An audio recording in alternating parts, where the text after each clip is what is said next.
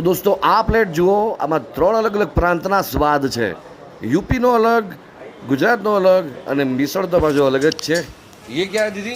ये स्पेशल वड़ा पाव का ठेचा है, ठेचा वड़ा पाव। स्पेशल वड़ा पाव का ठेचा बन रहा है. तीखा खाते हैं जो उसके लिए। अच्छा, आप यूपी से हैं? हाँ, हम और जायका लेके आए हैं महाराष्ट्र का. આપણી રાજકોટની જૂની બજાર જે પાટિયાવાળી બજાર હોય ને, એમાં ગલ્લા ઉપર ગાડલું રાખ્યું હોય ને એક શેઠ આરામથી આમ પેટ બહાર આવી ગયું હોય ને ગલ્લા ઉપર બેઠા હોય, આમ એવા મસ્ત શેઠ જેવું વડાપાઉં છે, આવા એકદમ હેલ્ધી શેઠ જેવું. અને સ્પેશિયલ વાત તો એ છે કે એની અંદર જે ઠેચા લાગેલી છે ને, એ ઠેચાનો કમાલ છે. બીજી વસ્તુ આ જે છે પૂરી, એને આમ નોર્મલી 2 પ્રકારની ભાજી સાથે ખવાય. એક આ સૂકી ભાજી અને બીજી રસાવાળી ભાજી. આપણે રાજકોટના લોકો સૂકી ભાજી ખાવા માટે વધારે ટેવાયેલા છીએ. યુપી સ્ટાઇલની ભાજીમાં અને આપણી સૂકી ભાજીમાં શું ફરક છે? મીર, કઈ વસ્તુ તમને વધારે ખેંચીને લઈ આવી? મને ઠેચા વડાપાવ અને તરી પોહા. તરી પોહા લો, એન્જોય કરીને અમારા સબસ્ક્રાઈબર્સને કહો કે તમને કેવા લાગ્યા.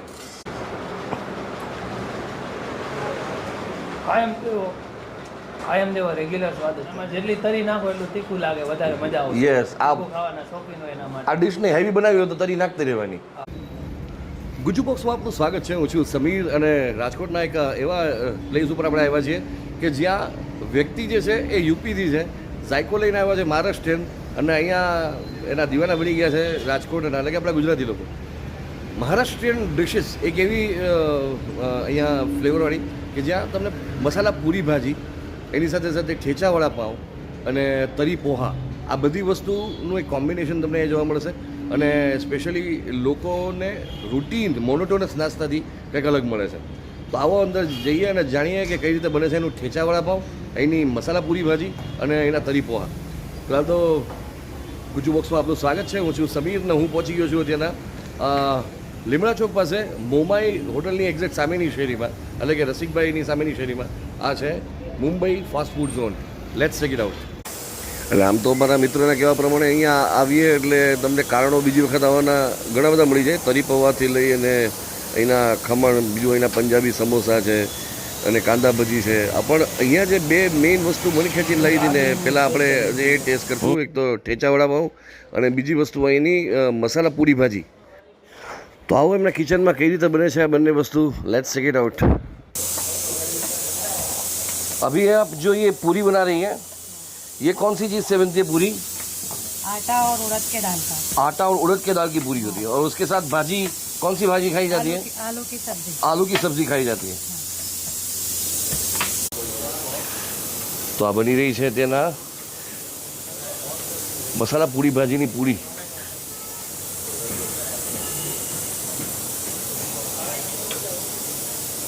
એક પ્લેટમાં કેટલી પૂરી આવે છે? 6 પૂરી. और एक वाटी भाजी, कांदा और नींबू।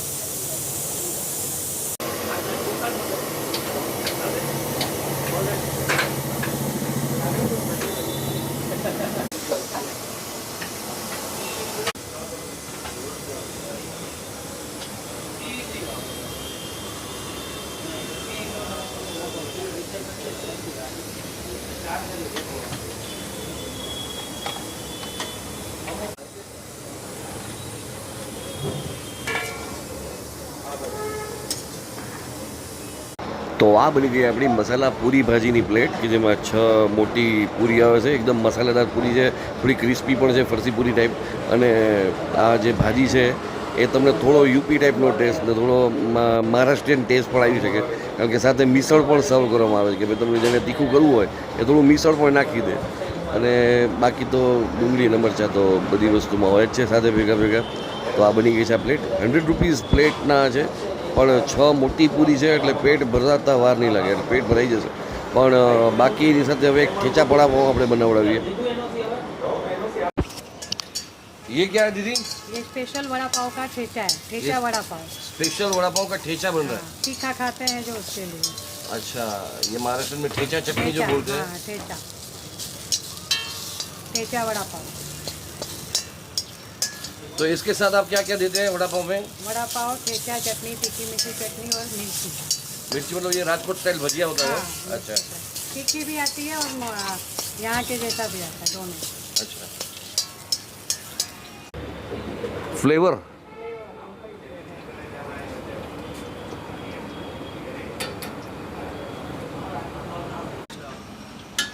अभी आई मेरे साथ, घर गई थी ना तो लेके आई। तो ये बन रहा है ठेचा वड़ा पाव अपना, क्या बात है।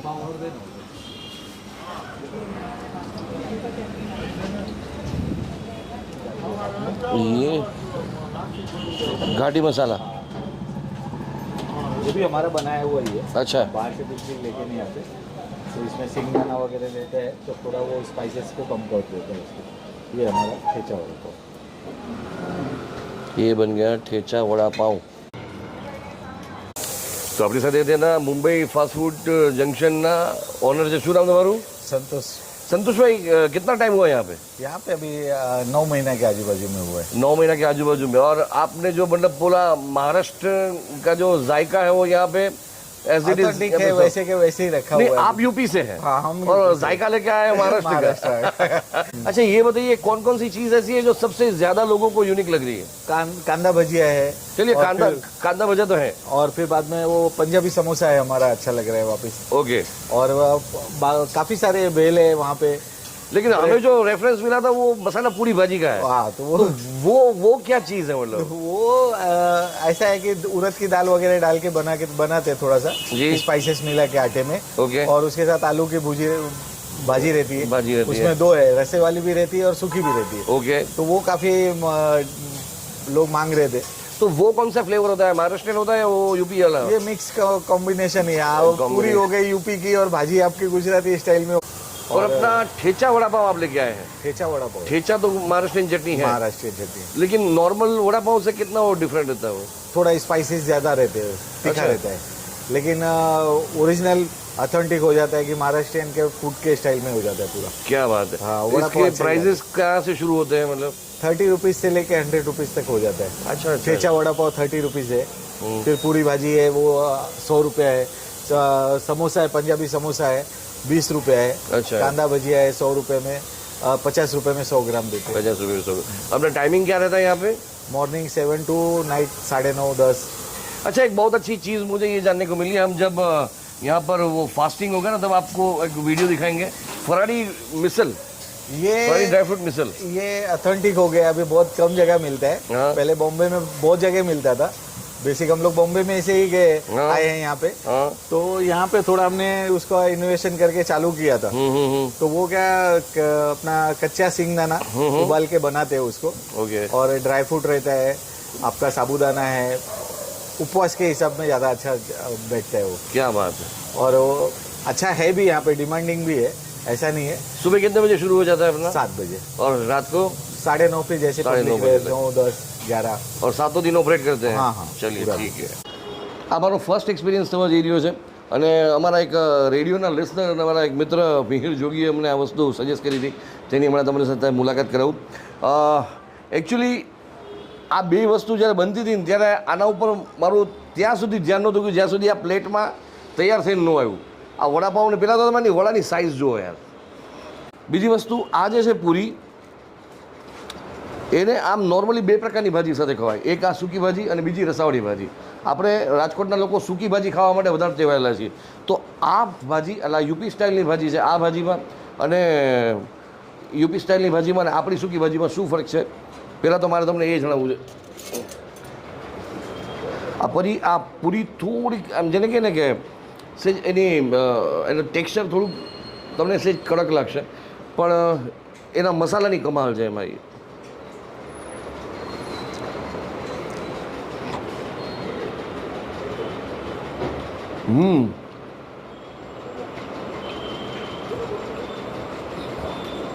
લીમડા, રાઈ અને મરચાંનો બેલેન્સ જે છે એક જ તમને કટકાની અંદર આવી જાય। અહીંની બીજી એક સારી વાત એ છે કે અહીંયા તમને એક્સ્ટ્રા તરી આપી દે કે તમને કદાચ આમાં એમ લાગતું હોય કે ભાજી તમને થોડી મોડી લાગે અથવા એનો ટેસ્ટ જે છે એટલો થોડો સ્પાઇસી કરવો છે, તો તરી જ આ તીખી હોય છે કે તમે એની અંદર એડ કરી શકો છો અથવા પૂરીને એની સાથે પણ ખાઈ શકો છો।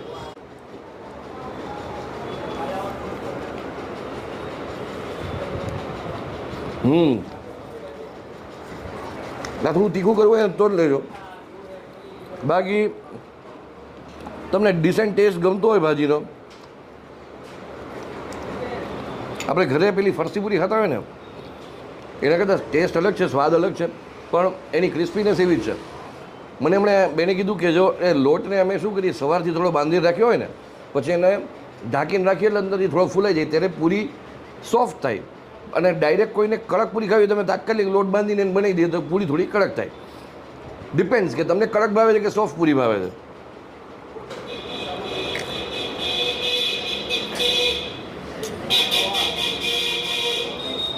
₹100 પ્લેટમાં 6 પૂરી, પણ 6 પૂરી ઇનફ છે કારણ કે આ 6 પૂરી એ નોર્મલી આપણે જે પૂરીને શાકમાં ખાતા એવી નથી કે એક બાઇટની અંદર પૂરી થઈ જશે. આ 3 બાઇટની અંદર હજી અડધી પૂરી પડી છે એટલે પૂરી જે છે એ હેવી છે. એની સાથે તમે શાકમાં એડ ઓન કરાવી શકો રસો એટલે તમારું એક પ્લેટની અંદર પેટ ભરાઈ જાય. ₹100 પ્લેટ છે. આ સાઇઝનું વડાપાઉં મળવું મુશ્કેલ છે. હું એમ નથી કહેતો કે કંઈ નહીં મળતું હોય. રાજકોટમાં બહુ બધી જગ્યાએ જમ્બો વડાપાઉં મળે છે પણ આજ બનતું હતું ને ત્યારે જે ઓરિજિનલ એક મરાઠી અરોમાં આવી જાય ને વડું બનતું હોય ત્યારે તમે જ્યારે મુંબઈમાં વડાપાઉં ખાતો હોય ત્યારે જ્યારે વડું બનતું હોય અને એમાં જે રાઈનો અને લીમડાનો વઘાર હોય ને એની અરોમાં છૂટતી હોય એ મને મળતી હતી. બીજું એની ઠેચા ચટણી એની અંદર લાગેલી છે એટલે ક્યાંક એ તમને back of the mind feel આપતું હોય. વાહ,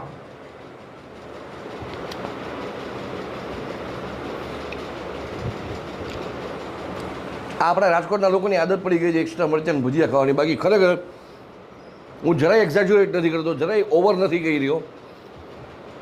આ વડાપાઉં તમને એમને બેઠા બેઠા શાંતિથી આરામથી ફીલ કરતાં કરતાં ખાઓ ને એક એક બાઈટ તો મરચાંની કંઈ જરૂર જ નથી.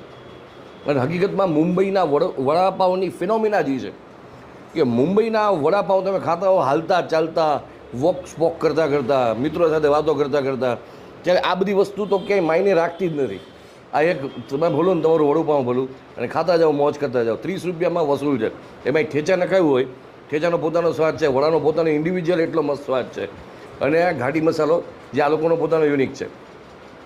તો આ ખરેખર મારા માટે ₹130 જોરદાર વસૂલ છે. તો આ જગ્યાની રિકમેન્ડેશન જેની હતી એ અમારા મિત્ર મિહિર જોગી.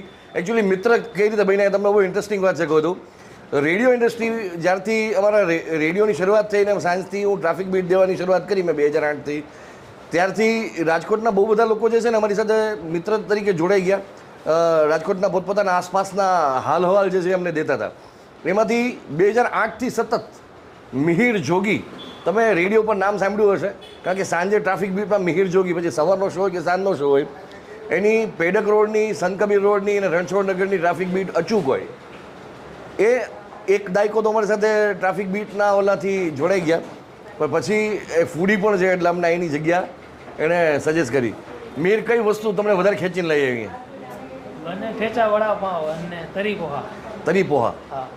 વાહ, કેટલા ટાઈમ ત્યાં ખાવ છો? ભાઈનું લગભગ ચાલુ થયું ત્યારથી. એમ? યસ. વાહ વાહ, ચાલો તમે ચાલુ રાખો ચાલુ રાખો. એમના આ જે તરી પોહા આવી ગયા છે આપણે આપણી ડિશની અંદર તો નથી દેખાડ્યું કારણ કે થોડા લેટ બનીને આવ્યા ને એ પણ પોતે ક્યાંક મિત્રો સાથે મંડળીમાં હતા એટલે લો એન્જોય કરીને અમારા સબસ્ક્રાઈબર્સને કહો કે તમને કેવા લાગ્યા.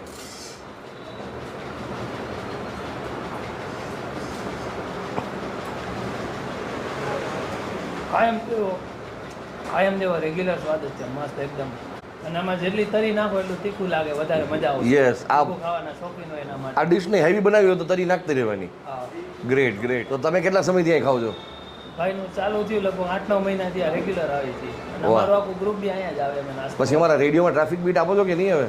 ના હવે ક્યાં ટાઈમ લે છે એટલો. ચલો તો એક રેડિયોના સંસ્મરણો જોડાયેલા હતા એમની સાથે. Thank you. Thank you. ફિલહાલ તો વિડીયોને અહીંયા જ કમ્પ્લીટ કરી. આ વિડીયો તમને કેવો લાગ્યો કહેવાનું ભૂલતા નહીં. જય જય ગરવી ગુજરાત.